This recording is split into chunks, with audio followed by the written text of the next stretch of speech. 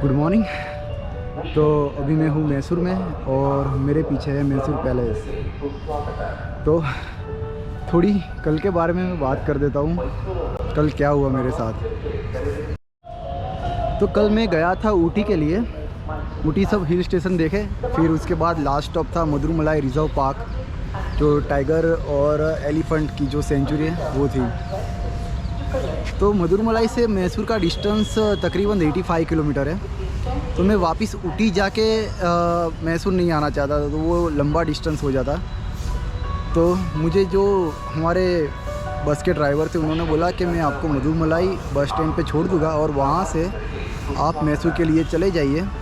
तो आपका जो ये 50 किलोमीटर है वापस जाना और वो वापस आना वो कम हो जाएगा। तो मैं बोला अच्छा रहेगा, 4 बजे के आसपास जर्नी पूरी हो जाएगी तो फिर मैं बैठ जाऊँगा मधुमलाई से मैसूर के लिए।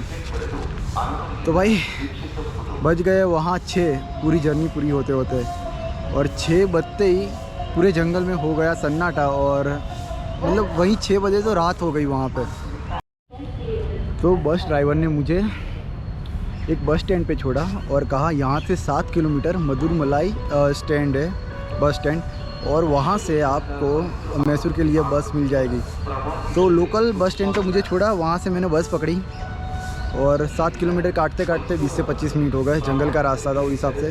फिर वो जंगल से मैं मधुरमलाई बस स्टैंड पे पहुँचा और पहुँचते ही भाई उतरा तो देखा भाई बहुत ही बुरी जगह में फंस गया। एक खाली कैबिन था, ना कोई इंसान था, कोई लाइट थी, कुछ नहीं था। मैं और मेरे साथ बस में और 3 लोग थे, बस हम 4 लोग ही थे। कोई एक बंदा नहीं दिख रहा था, लाइट नहीं।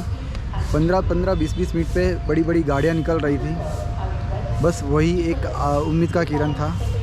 बाकी भाई सच में कल फट गई। कल पहली बार लाइफ में ऐसा डर गया, जंगल के अंदर में फंस गया था भाई। कोई किसी को आता नहीं है हिंदी इधर। वहाँ मैं ऐसे ही जगह था कि वहाँ तो तमिल भी नहीं आता था उनको, क्योंकि वो ट्राइबल विलेज था, कोई दिख ही नहीं रहा था। दूसरी बात वो थी कि वो गांव कर्नाटका और तमिलनाडु की बॉर्डर पे था। तो चेक पॉइंट पे 9 बजे के बाद सब एंट्री दूसरे स्टेट से आने के लिए बंद कर देते थे। तो 7:30 तक वही अंधेरे में हम 4 लोगों ने वेट किया। 1 घंटे तक हमें बस मिली नहीं भाई, फट गई मेरी तो। और कोई उम्मीद थी नहीं, हनुमान चालीसा चालू कर दी, क्योंकि मुझे पता था कि इधर एक बार चेक पोस्ट बंद हो गई तो कुछ नहीं मिलेगा। पूरी रात ऐसे ही बस स्टैंड का कैबिन था, वही बिताना पड़ेगा।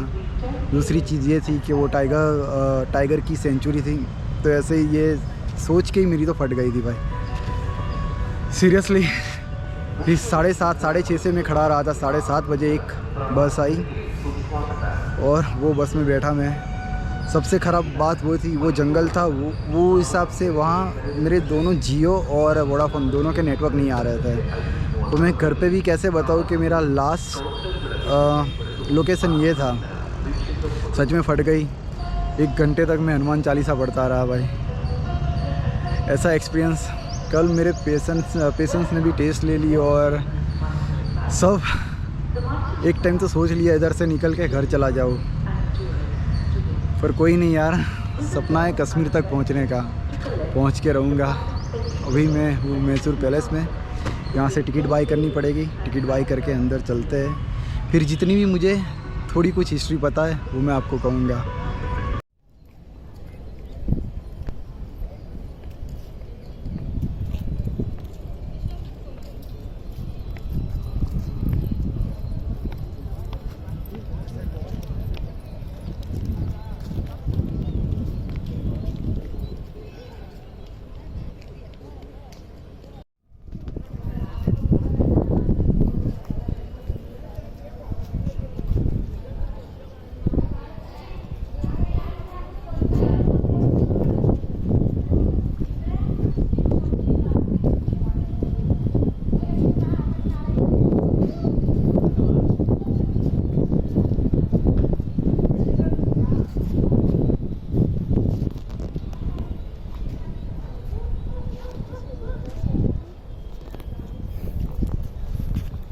पूरे पैलेस में ऐसे बल्ब लगे हुए हैं।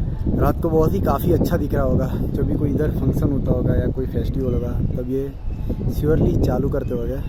अभी मैं अपने फ़ोन में ये शूटिंग कर रहा हूँ, पता नहीं कैसे आ रहा है, क्योंकि मुझे गोप्रो से शूटिंग करने के लिए ना बोल दिया गया कि आप अपने फ़ोन से पिक्चर ले सकते हैं, वीडियो नहीं बना सकते। तो मैं फिर भी वीडियो अपने फ़ोन में ले रहा हूँ। क्लियरिटी एडजस्ट कर लेना, बाकी जितना हो सकेगा उतना मैं दिखाऊँगा अपने फ़ोन में।